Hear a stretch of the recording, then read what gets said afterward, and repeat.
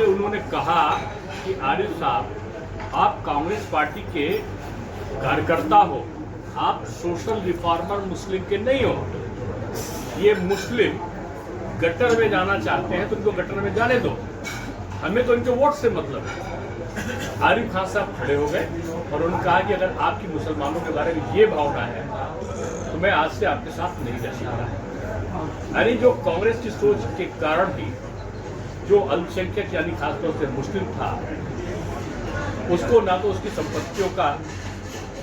उपयोग करने का अधिकार मिल पाया और ना ही उनकी शिक्षा के, उनके स्वास्थ्य का, उनकी सामाजिक उत्थान का कोई प्रयत्न किसी भी सरकार ने किया है। मोदी जी ने इनका तुष्टीकरण नहीं किया है, लेकिन इनके सशक्तिकरण के लिए, इनके संतुष्टिकरण के लिए इस प्रकार का अध्यादेश आया है और ये वही प्रबल साबित होगा जैसे धारा 370 और 35A के बारे में, CII और CAA के बारे में इन्होंने भ्रांति फैलाई थी। इनकी भ्रांतियाँ नेस्त नाबूद हो चुकी हैं और सभी वर्ग के लोग, चाहे वो हिंदू हो चाहे मुस्लिम, जान गए हैं कि मोदी जी जो करेंगे तो सबके हित के लिए करेंगे। मैं समझता हूँ कि इसका सबसे ज़्यादा स्वागत कहीं हुआ है तो मुस्लिम वर्ग की महिलाओं के द्वारा, विधवा या तलाकशुदा महिलाओं के द्वारा और उनके गरीब तबके के जिसको कहते हैं वंचित वर्ग के मुस्लिमों के द्वारा इसका भरपूर स्वागत किया गया है। ये किसी भी मुस्लिम के विरोध में नहीं बल्कि उनके सशक्तिकरण का ये बिल है और मैं समझता हूँ कि इसमें भागती हटनी चाहिए। और अब तो केंद्र सरकार से मेरी आशा यही है कि जल्द ही वन नेशन वन इलेक्शन का भी बिल आवे और जिससे कि देश में जो अफवाहें हैं वो बच सके। उत्तर प्रदेश के कुछ विधायक ऐसा कुछ मानने या उनको शिकायत है, बीजेपी दुनिया की सबसे बड़ी पार्टी है और वो सभी को हमारे वहाँ जितना लोकतांत्रिक तरीके लेता हूँ, मैं समझता हूँ कि भारत के इतिहास में जो गरीब तबके का, वंचित वर्ग का, पिछड़ा मुस्लिम तबका था खास तौर पर, और जो तलाकशुदा महिलाएं या जो वृद्धा या विधवा महिलाएं थी मुस्लिम वर्ग की,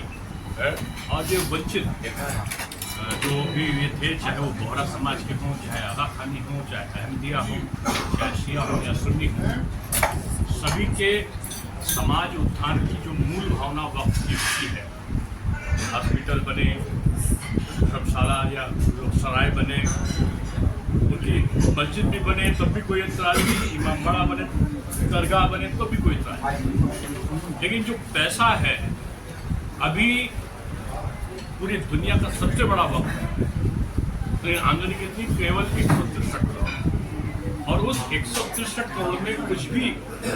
समाज की भलाई के लिए ना तो महिलाओं को वजीफा दिया गया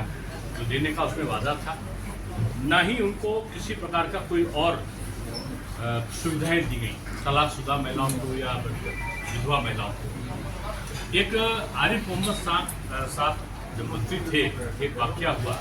राजीव गांधी प्रधानमंत्री थे और राजीव गांधी जी ने साहब आलू केस में एक नया सुप्रीम कोर्ट के निर्णय के बाद लागू किया। ऐसे समय इससे सहमत नहीं थे आरिफ मोहम्मद खान साहब, जो कैबिनेट मंत्री थे, उन्होंने इस्तीफा दे दिया। तो उनको समझाने के लिए उस समय के प्रधानमंत्री कांग्रेस के उन्होंने अपने बहुत बड़े नेता को उनके पास आरिफ साहब के पास भेजा। आरिफ साहब से उन्होंने कहा कि आरिफ साहब, आप कांग्रेस पार्टी के कार्यकर्ता हो, आप सोशल रिफॉर्मर मुस्लिम के नहीं हो। ये मुस्लिम गटर में जाना चाहते हैं तो उनको गटर में जाने दो, हमें तो इनके वोट से मतलब है। आरिफ खान साहब खड़े हो गए और उन्होंने कहा कि अगर आपकी मुसलमानों के बारे में ये भावना है तो मैं आज से आपके साथ नहीं रह सकता। यानी जो कांग्रेस की सोच के कारण ही जो अल्पसंख्यक यानी खासतौर से मुस्लिम था, उसको ना तो उसकी संपत्तियों का उपयोग करने का अधिकार मिल पाया और ना ही उनकी शिक्षा के, उनके स्वास्थ्य का, उनकी सामाजिक उत्थान का कोई प्रयत्न किसी भी सरकार ने किया। मोदी जी ने इनका तुष्टीकरण नहीं किया है, लेकिन इनके सशक्तिकरण के लिए,